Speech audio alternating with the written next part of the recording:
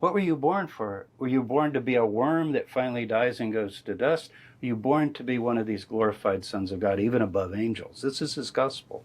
Imagine him preaching this to people. You're going to be above an angel someday. You know, this is your cosmic destiny. Sounds like Mormonism or something.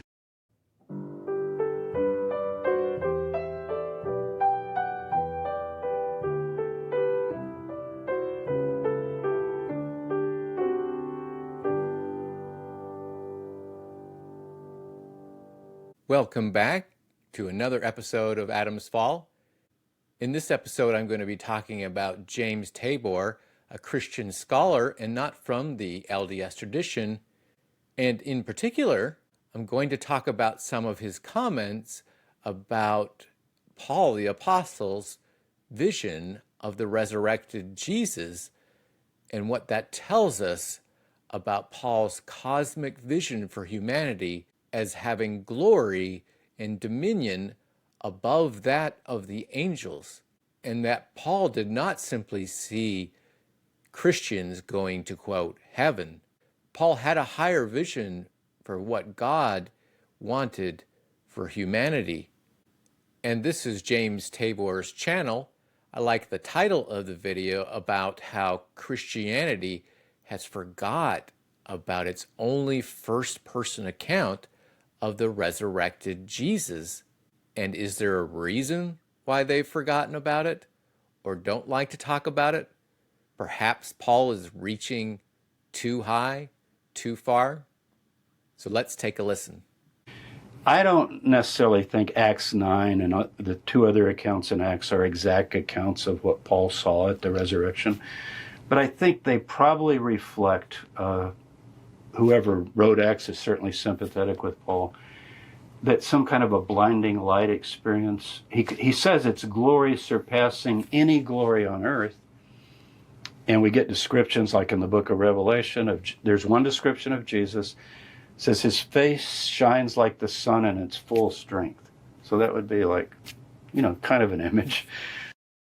So this part intrigued me because the description of God's glory as being beyond description is much the same as what Joseph Smith described in his, quote, first vision. In that vision, Joseph Smith describes seeing God the Father in Jesus Christ and says their glory was beyond all description, beyond the glory of the sun at noonday. So it's something just amazing. Now, he claims he's ascended to paradise and seen these things that are unutterable. Now, that can mean secrets, or it can mean there's no way I can tell you. It's just like mind-blowing. I thought it was things that were unlawful. And he said it's not lawful to reveal. Yeah, it makes me think, is he taking a jab at the idea that it's not Torah? I couldn't tell you. I'd be, Let's save that. Let's save that. Okay. The mysteries of the Torah and so forth. Yeah. But on resurrection, he's very clear. Now, the one thing in your question, though, about doesn't everybody get included and so forth, what he says is there are three stages. This is 1 Corinthians 15. Only place we have this. Christ, stage one, Jesus. In other words, we got one of these new sons of God. He's in heaven right now, sitting at the right hand of God. Paul thinks his people are going to be sitting at the right hand of God also. And they're going to rule the world. He says, don't you know the saints are going to judge the world? They're going to judge angels. Cosmic heavenly glorification. That's Paul's gospel. Forgiveness of sins, yes, that has to be. Living a new life, but what is the purpose? So that you can experience really why you were born. What were you born for? Were you born to be a worm that finally dies and goes to dust? Were you born to be one of these glorified sons of God, even above angels? This is his gospel. Imagine him preaching this to people. You're going to be above an angel someday. This is your cosmic destiny. Sounds like Mormonism or something, It does. And actually that's where they get some of this. It's definitely foreign compared to what you're used to hearing. Yeah. We just say, hey, go to heaven. So I think James Tabor summarizes it very well there. Paul believed in stages. Doesn't that sound like, quote, the Mormon vision of the afterlife, where we have degrees of glory? Paul had a cosmic vision that humanity had potential to be joint heirs with Christ and be above the angels.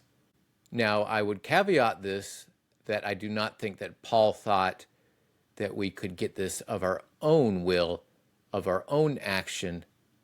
Rather, it would be through divine grace. It would only be through God and Jesus that this potential could be realized.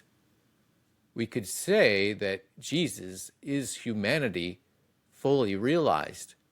And in Romans 8, Paul talks about that we can become heirs of God and joint heirs with Christ. Has general Christianity ignored these things? It is funny that James Tabor kind of pokes a little fun about how most Christians just say we go to heaven as if that is the only purpose. One of the things I like about the LDS view of the potential of humanity is that it matches up so well with what Paul believed, Paul's cosmic vision. I look forward to your comments and suggestions. Until the next video.